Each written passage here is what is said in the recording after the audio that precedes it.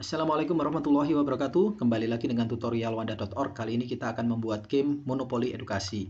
Pada game ini sistem kerjanya sama persis dengan game Monopoli. Pemain diawali dengan beberapa bidak yang kemudian melempar dadu, dan apabila pemain mendapatkan angka tertentu, maka bidak pemain akan berjalan. Dan apabila berhenti pada petak tertentu, maka akan muncul informasi berupa media pembelajaran ataupun bisa menampilkan kuis.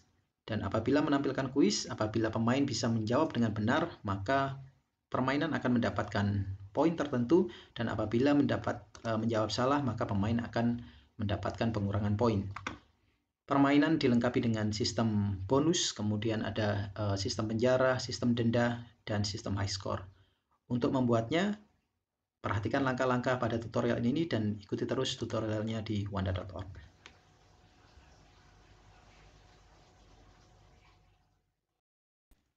Tahapan awal pengembangan adalah mendownload file MPI komponen. File MPI komponen ini bisa Anda dapatkan di situs saya di wanda.org/kode, dan Anda bisa mendownload update yang terbaru.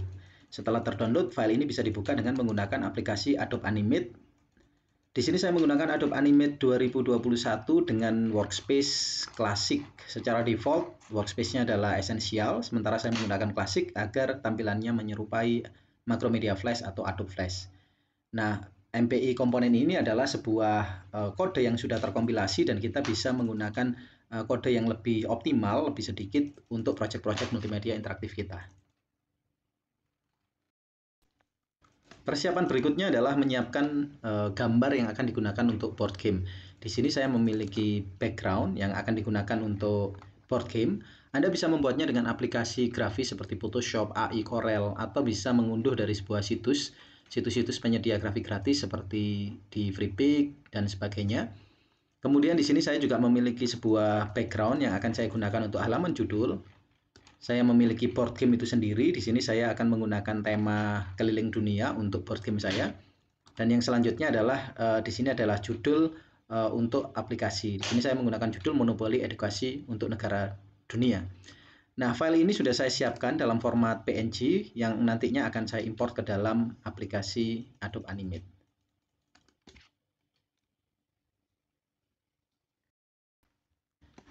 Pada aplikasi Adobe Animate, saya membuat sebuah file baru dengan memilih menu File, New.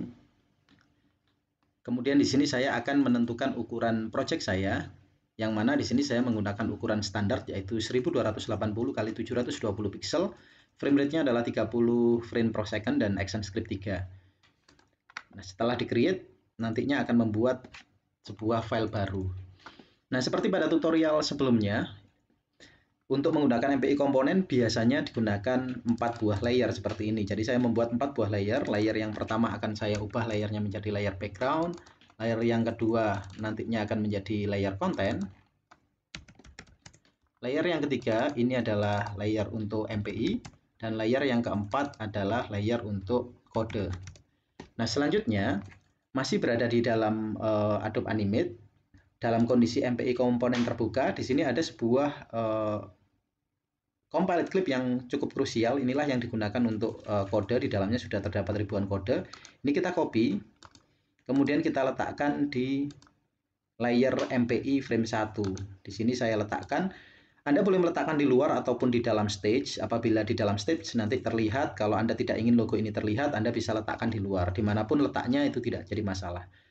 Kemudian di sini saya akan menambahkan sebuah frame. Jadi di sini akan saya tambahkan insert frame. Saya klik kanan frame 10, layer MPI. Saya tambahkan insert frame. Sehingga MPI ini akan muncul terus sampai dengan frame 10. Kemudian saya klik kanan untuk yang background, kemudian konten dan sebagainya, dan ini nanti saya akan memulai mengimpor sebuah gambar. Nah, untuk tahapan yang pertama adalah membuat halaman cover. Di halaman cover di sini saya membutuhkan halaman background khusus untuk cover atau judul permainan. Di sini saya klik frame 1, layernya adalah layer background, dan saya pilih menu file, import, kemudian import to stage. Nah, setelah itu kita akan mengimport gambar yang digunakan untuk cover. Di sini saya sudah menyediakan BG cover, dan ukurannya juga saya set sudah tepat 1280 x 720. Kemudian di layer konten di sini saya akan menambahkan sebuah gambar, saya import to stage, yaitu untuk judulnya. Nah, judul bisa Anda atur posisinya sesuai dengan kebutuhan. Nah, seperti halnya pada tutorial sebelumnya, MPI komponen ini membutuhkan satu frame untuk loading kode-kodenya, sehingga kita akan memulai seluruh operasi ini mulai dari frame 2. Di sini di layer background saya klik kanan, saya tambahkan insert frame. Yang di layer konten saya klik kanan frame 2, saya tambahkan insert frame.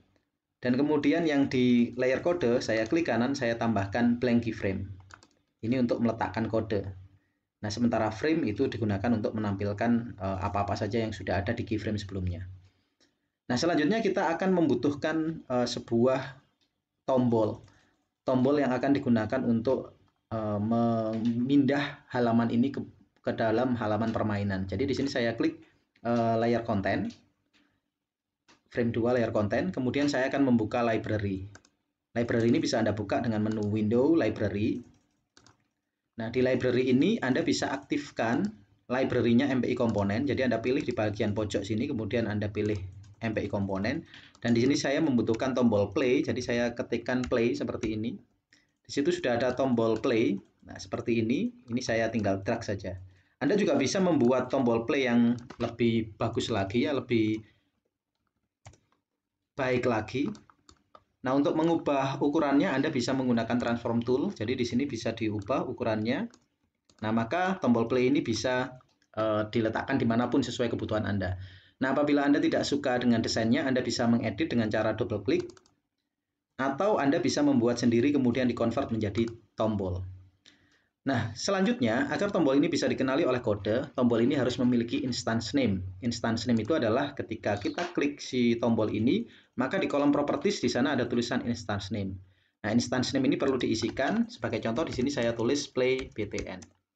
Nah, dengan menuliskan play btn ini, maka si kode ini dapat dikenali. Si tombol ini dapat dikenali oleh kode.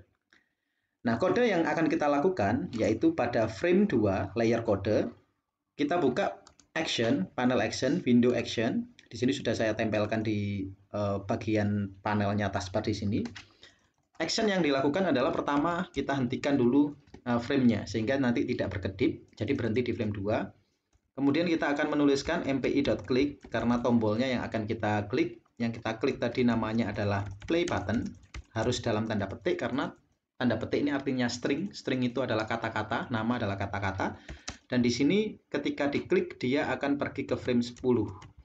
Saya rencanakan nanti ketika tombol itu diklik maka dia akan pergi ke frame 10. Sementara frame 10 masih kosong. Ya. Apabila ini kita jalankan dengan menekan Ctrl dan Enter secara bersamaan, maka kita sudah memiliki halaman judul, dan apabila kita klik, maka halaman judul ini akan pindah ke frame 10. Frame di mana kita akan meletakkan game atau permainan kita. Untuk menambahkan halaman permainan, di sini saya akan mengklik kanan frame 10 layer background. Saya klik kanan, saya tambahkan blank keyframe karena di sini nanti akan saya gunakan background yang berbeda. Kemudian saya import dengan memilih file import, kemudian import to stage. Yang saya import adalah background untuk board gamenya itu sendiri. Jadi di sini sudah ada background sederhana. Kemudian untuk layer konten, di sini juga saya klik kanan, frame 10 layer konten, kemudian saya tambahkan blank keyframe. Lalu saya import gambar untuk board gamenya sendiri. Nah, di sini ada board game. Yang Anda perhatikan, board game itu sudah didesain sedemikian rupa supaya pas di layar. Nah, inilah yang nantinya akan kita olah untuk menjadi sebuah papan permainan. Nah, khusus untuk board game, Anda bisa mengacu pada MPI komponen. Di sini juga sudah ada board game, dan apabila Anda lihat kode di frame 2, layer kode, di situ board game sudah ada dan pergi ke frame 260. Maka pada MPI komponen, kalau Anda lihat di frame 260, di sana sudah ada board game sederhana berikut kelengkapannya. Nah, inilah yang akan kita buat dalam tahapan berikutnya. Nah, untuk membuat sebuah board game, kita kembali ke project kita. Kemudian kita akan menambahkan beberapa elemen ke dalam permainan kita, ke dalam papan permainan kita. Di sini papan permainannya perlu kita ubah menjadi movie clip terlebih dahulu. Dengan cara klik kanan, kemudian kita convert menjadi simbol, dan kita tulis namanya misalkan jadi board game. Seperti ini, dan kita klik OK. Selanjutnya, double klik movie clip tersebut untuk mengeditnya. Setelah Anda edit, saat ini Anda berada di movie clip board game. Kita akan melakukan penambahan opsi-opsi yang bisa memfungsikan papan permainan ini sehingga dia nanti bisa digunakan untuk menggerakkan bidak dan sebagainya. Di sini saya akan mengubah nama layer 1 ini menjadi layer background. Kemudian saya akan menambahkan sebuah layer baru. Layer ini adalah layer untuk mengidentifikasi posisi masing-masing peta. Di layer 2, frame 1, saya akan membuat sebuah lingkaran kecil. Di sini lingkarannya saya ubah warnanya menjadi putih. Saya menggunakan oval tool. Saya buat sebuah lingkaran seperti ini. Saya hapus outline-nya. Nah, lingkaran kecil ini selanjutnya saya akan convert menjadi simbol dengan cara klik kanan, kemudian saya convert to symbol. Tipenya adalah movie clip dan di sini saya beri nama sensor peta.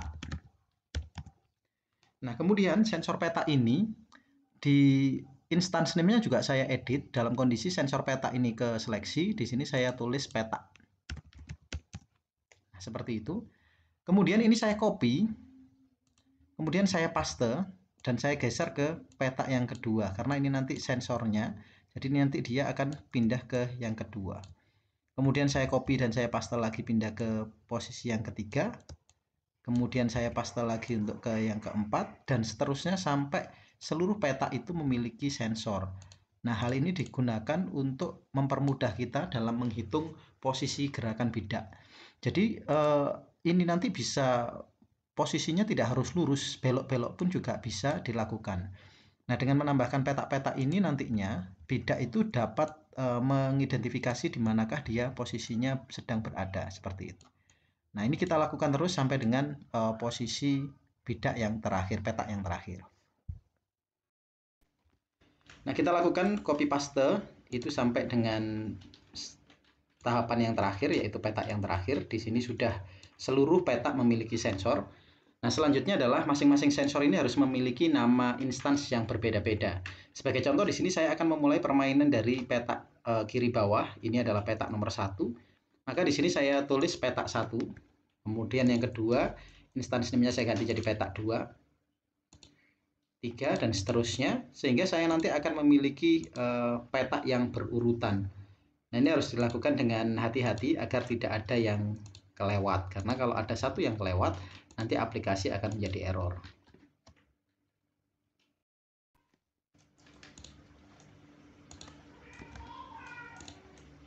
Nah, setelah seluruh peta ini sudah diberi instance name, jadi dari dalam punya saya ini adalah dari 1 sampai dengan 22, maka kita bisa menyembunyikan peta ini dengan cara menyeleksi kotak ini. Kemudian kita double klik. Kita seleksi lingkaran berwarna putih ini dan warnanya kita jadikan transparan. Dengan demikian maka sensor ini tidak akan terlihat dan peta kita akan bersih kembali. Nah, dengan cara itu sebenarnya akan ada sensor di masing-masing peta, namun demikian posisinya tidak diketahui oleh pemain. Nah, pada tahapan selanjutnya kita akan tambahkan elemen lain di dalam board game kita ini, yaitu elemen untuk informasi permainan. Informasi permainan ini nantinya kita tampilkan dalam format teks dan ada tombol yang digunakan untuk mengontrol permainan seperti melempar dadu dan sebagainya. Untuk menambahkan informasi, tekan text tool dan kita akan menambahkan dynamic text. Di sini saya set dynamic text, kemudian tipe huruf, dan lalu saya membuat sebuah text area seperti ini. Anda juga bisa menguji bagaimana tampilannya. Misalkan di sini saya tulis giliran pemain 1. Nah, ini nanti akan muncul untuk memberi informasi apa yang harus dilakukan oleh pemain. Nah, dynamic text ini pastikan Anda menekan tombol embed, kemudian Anda centang all. Ini digunakan untuk menyimpan file huruf sehingga huruf itu bisa ditampilkan di seluruh komputer. Nah, selanjutnya huruf ini juga membutuhkan yang namanya instance name. Jadi teks ini kita tambahkan instance name yaitu info txt. Nah, Anda perhatikan di situ T-nya adalah besar, txt. Jadi info txt. Di sini I-nya kecil, sementara T-nya besar. Ini disebut sebagai camel case. Nah, tahapan berikutnya adalah menambahkan tombol untuk melakukan permainan. Jadi misalkan giliran pemain satu nanti akan ada tombol yang bisa ditekan. Ya, tombol ini nantinya akan menampilkan sebuah informasi. Nah, oleh karena itu di sini saya akan menambahkan sebuah tombol. Saya akan mengambil dari MPI komponen. Di MPI komponen Anda search UI. UI itu adalah user interface, dan di sini saya akan mengambil UI button 6. Di sini ada tombol yang ke-6. Ini saya drag ke sini. Ya. Kemudian di sini saya akan melakukan pengubahan sedikit ukurannya agar sesuai. Jadi di sini saya kecilkan. Nah, khusus untuk sebuah tombol yang memiliki sudut rounded atau sudutnya itu tidak tajam atau melengkung seperti ini, jangan sesekali melakukan stretching. Stretching itu seperti ini. Nanti ujungnya akan mengalami distorsi dan itu akan membuat tampilan tampilan grafis Anda menjadi lebih buruk. Nah, oleh karena itu yang harus dilakukan adalah Anda double klik saja. Jadi si UI ini di double klik. Nah, setelah di double klik, Anda pilih sub selection tool atau shortcutnya adalah A. Anda seleksi bagian ujung, boleh ujung kanan atau ujung kiri seperti ini. Kemudian Anda geser dengan tombol panah. Nah, dengan cara ini maka tombol itu ukurannya bisa melebar tanpa harus terdistorsi bentuknya. Nah, setelah itu Anda bisa melakukan posisinya menjadi di tengah. Anda atur ulang supaya posisinya kembali di tengah. Nah, dengan cara ini tombolnya akan menjadi lebih panjang namun kualitasnya menjadi lebih bagus. Nah, tombol ini nantinya akan ada sebuah teks di atasnya, dan teks ini akan sifatnya juga dinamik, tergantung seperti kebutuhannya ya. Tergantung kebutuhannya. Misalkan kalau ketika lemparkan dadu ya, di situ tulisannya jadi lemparkan dadu. Kalau misalkan tunggu giliran ya jadi tunggu giliran dan seterusnya. Nah, maka di sini kita convert kembali background ini. Kita jadikan sebuah movie clip. Kita beri nama play board game. Seperti itu. Kemudian saya OK. Saya masuk ke dalamnya dengan cara double klik. Nah, saat ini saya berada di posisi edit simbol play board game, dan di sini saya menambahkan dynamic text sekali lagi untuk keterangan atau label dari tombol tersebut. Di sini saya tes misalkan lemparkan dadu. Nah, apabila ini masih terlalu besar ukuran fontnya, kita bisa kecilkan ukuran fontnya seperti itu. Terus kemudian Anda atur posisinya dan pastikan si teks ini menggunakan alignment center biar bagus. Jadi di sini kalau Anda seleksi alignmentnya pastikan center. Nah, khusus untuk tombol ini karena hurufnya sama, tadi sudah saya embed. Ini embednya sudah dalam kondisi tercentang. Apabila Anda menggunakan huruf jenis lain, maka Anda harus mengembed huruf tersebut. Nah, khusus untuk dynamic text ini menggunakan instance name yaitu label txt. Jadi digunakan untuk menampilkan label dari tombol tersebut. Saya klik board game, saya kembali ke board game. Kemudian si tombol ini akan saya berikan instance name yaitu play btn. Nah, dengan cara ini sekarang saya memiliki sebuah teks untuk informasi permainan atau informasi gamenya, sekaligus ada tombol di situ yang digunakan untuk mengetahui apakah yang harus dilakukan oleh pemain. Setelah penambahan teks dan tombol untuk permainan, untuk sementara kondisi papan ini sudah cukup sampai di situ. Selanjutnya kita akan kembali ke scene 1. Dan pada scene 1 ini kita seleksi kembali si papan ini dan kita tambahkan instance name papan. Dengan demikian nanti papan ini akan bisa diidentifikasi oleh kode. Nah, tahapan selanjutnya dalam board game itu setidaknya ada 3 hal yang diperlukan. Selain papan, juga membutuhkan bidak permainan. Maka pada tahapan selanjutnya kita akan membuat bidak permainan. Nah, untuk membuat bidak permainan, terlebih dahulu kita akan membuat sebuah gambar. Di sini saya membuat bidaknya cukup sederhana. Pertama, saya akan membuat sebuah lingkaran di sini. Mohon maaf, saya membuatnya di layar sampingnya ya, di sini biar kelihatan. Nah, di sini saya akan membuat sebuah gambar bidak sederhana.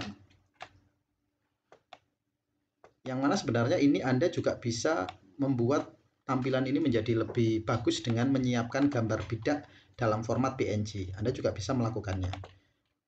Nah, di sini saya akan, setelah selesai bidak sederhana ini, saya akan convert menjadi simbol.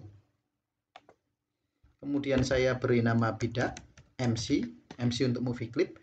Dan di sini saya akan klik opsi advance, kemudian saya centang export for action script. Nah, kenapa kok diklik export for action script? Karena nanti penambahan bidak ini secara otomatis akan dilakukan oleh kode, dan karena jumlah pemain itu bisa dinamis, bisa diatur mulai dari 1 sampai mungkin sampai 8 gitu ya. Sehingga kita membutuhkan bidak MC ini posisinya ada di library dan bisa kita panggil sewaktu-waktu dengan kode. Nah, oleh karena itu membutuhkan yang namanya linkage. Linkage-nya adalah kita centang export for action script, kemudian kita klik OK. Nah, apabila Anda lihat di library, maka di bagian atas nanti di kolom linkage itu sudah ada 2, yaitu MPI, yang mana kita copy dari MPI komponen file masternya, kemudian sudah ada bidak MC. Nah, bidak MC ini selanjutnya akan saya letakkan di posisi 1 untuk melakukan penyesuaian ukuran. Jadi ini saya lihat, nah itu posisinya ukurannya masih terlalu besar. Jadi saya double klik untuk mengeditnya. Kemudian saya akan ubah ukurannya sesuai dengan posisi ukuran yang saya harapkan. Dan yang penting adalah posisi titik pusatnya. Nah, apabila Anda perhatikan di sini titik pusatnya saya letakkan di bagian bawah bidak. Hal ini diperlukan agar bidaknya nanti posisinya bisa tepat di sensor yang sudah kita buat sebelumnya. Nah, khusus untuk bidak di sini kita bisa menambahkan warna. Jadi di sini warnanya akan saya tambahkan.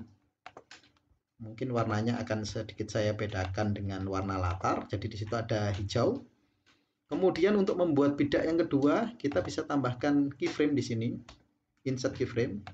Kemudian warnanya mungkin saya ubah jadi merah. Kemudian saya klik kanan lagi, frame 3, saya tambahkan keyframe lagi, warnanya saya ubah jadi biru. Kemudian saya klik kanan lagi, saya tambahkan keyframe lagi, warnanya saya ubah menjadi warna ungu. Dan yang kelima, ini saya tambahkan warna kuning.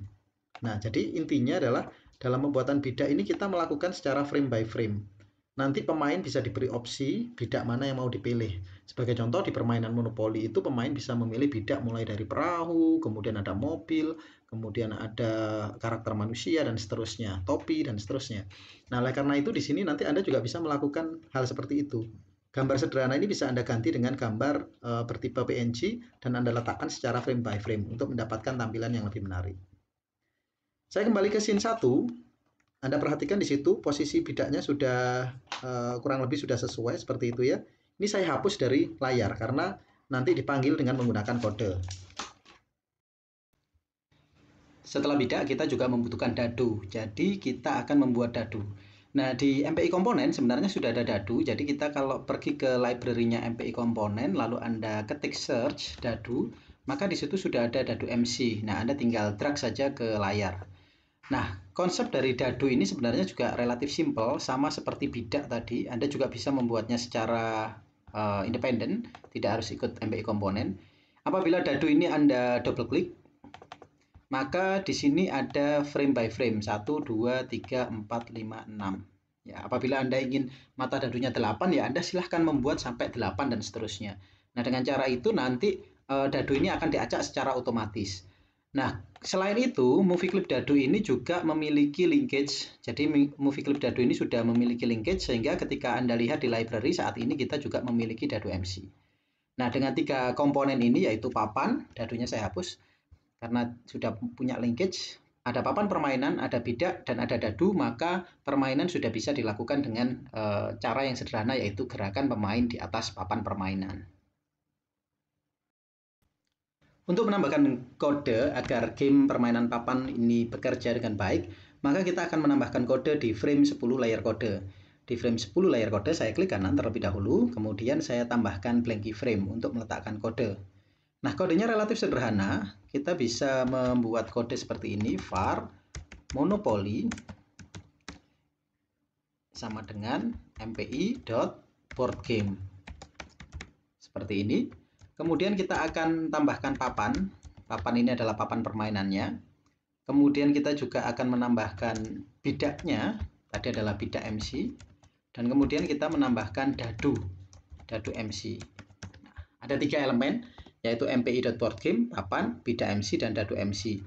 Apabila Anda lihat papan ini adalah instance name, cek ulang ya, papan adalah instance name dari papan yang ada di layar ini. Kemudian di sana juga ada yang namanya bida MC, itu adalah bidanya, dan dadu MC adalah dadunya. Sehingga apabila 3 komponen itu sudah dimiliki oleh kode, maka mpi.boardgame ini akan bekerja dengan baik. Nah, lalu karena kita sudah set monopoli sebagai board game, kita bisa atur jumlah pemainnya. Jadi kita tulis monopoli dan jumlah pemain. Seperti ini nulisnya. Sebagai contoh kita tulis 3. Nah, apabila kode 2 baris kode ini saja sudah selesai kita jalankan. Nah, maka kita bisa melihat, Anda perhatikan di situ sudah ada halaman judul seperti yang tadi ya. Nah, terus kemudian kita play. Dan kita sudah ada tulisan langsung klik untuk memulai. Kita klik mulai, maka di situ sudah ada 1, 2, 3 pemain. Di situ ada tulisan giliran pemain 1, lempar dadu. Apabila kita klik lempar, maka dadu muncul secara acak. Dan apabila 4, maka karakter akan bergerak 4 langkah. Maka dilanjutkan dengan giliran pemain 2. Apabila saya lempar dadu, nah maka di situ ada 5. Nah, dan seterusnya. Secara dasar, prinsip untuk mengembangkan monopoli sederhana sebenarnya sudah ada di sini, gerakan bidak di atas sebuah papan permainan. Nah, yang perlu kita tambahkan adalah nanti berapa jumlah putaran yang harus dilakukan. Apabila itu nanti di-set untuk game ular tangga, berarti hanya 1 putaran saja. Tapi kalau monopoli mungkin kita bisa set misalkan permainannya itu 5 putaran atau 10 putaran. Nanti kita akan atur menggunakan kode jumlah putaran.